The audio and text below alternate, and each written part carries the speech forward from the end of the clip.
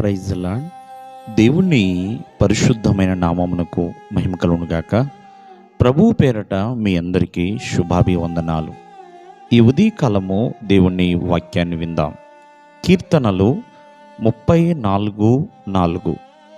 నేను యెహోవా యొద్ద విచారణ చేయగా ఆయన నాకు ఉత్తరమిచ్చెను. నాకు కలిగిన భయములన్నిటిలో నుండి ఆయన నన్ను తప్పించెను. ప్రియమైన వారలారా, భక్తుడైన దావీదు తన జీవితంలో కలిగి ఉన్న భయములను బట్టి దేవుని ఎదుట తను ప్రార్థన చేస్తున్నాడు. మనము జాగ్రత్తగా ఆలకిస్తే ఈ రోజున మనిషి జీవితంలో పలు రకాల భయములు ఉన్నాయండి. ఎన్నో రకాల భయములు కనపడుతూ ఉన్నాయి. ఆ భయములన్నిటిలోంచి కూడా ప్రభువు మనల్ని విడిపించగలడు.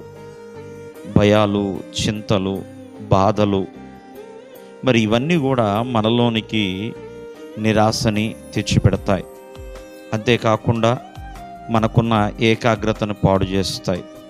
శాంతిని, మనశ్శాంతిని ఇవన్నీ కూడా పాడు చేసేస్తూ ఉంటుంది.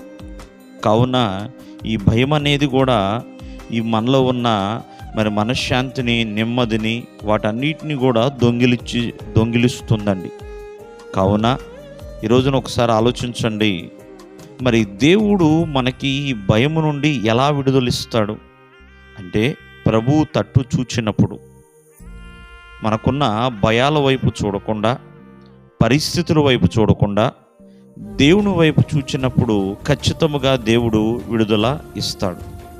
అంతేకాదు, నువ్వు కలిగి ఉన్న దృష్టిని ప్రభువు వైపు ఎప్పుడైతే కేంద్రీకరిస్తావో, ఎప్పుడైతే ఏకాగ్రత నువ్వు నిలుపుతావో, నీకున్న భయములన్నిటి నుంచి కూడా దేవుడు ఖచ్చితంగా తొలగిస్తాడు. ప్రభువు మీద ఆధారపడి, ప్రభువు మీద నమ్మకము కలిగి, ప్రభువు పట్ల ఎప్పుడైతే భయభక్తులు మనము నిలుపుతామో, ఎటువంటి భయములున్నా ఆ భయములన్నిటి నుంచి కూడా దేవుడు మనల్ని తప్పిస్తాడు, ప్రశాంతతనిస్తాడు. దేవుడు దయగలిగిన వాడండి, శాంతమూర్తిగా ఉన్నాడు. కాబట్టి ఆయన శాంతిలో మనకి విశ్రాంతిని దేవుడిస్తాడు.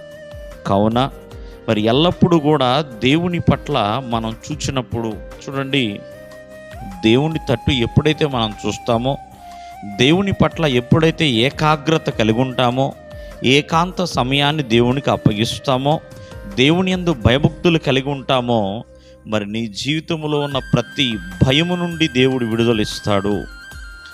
ఎన్ని భయాలు కలిగి ఉన్న ఆ భయములన్నిటి నుంచి కూడా విడుదల దేవుడిస్తాడు. కావున ఈ ఉదయకాలమందు ప్రార్థించు, ప్రభు వైపు చూడు.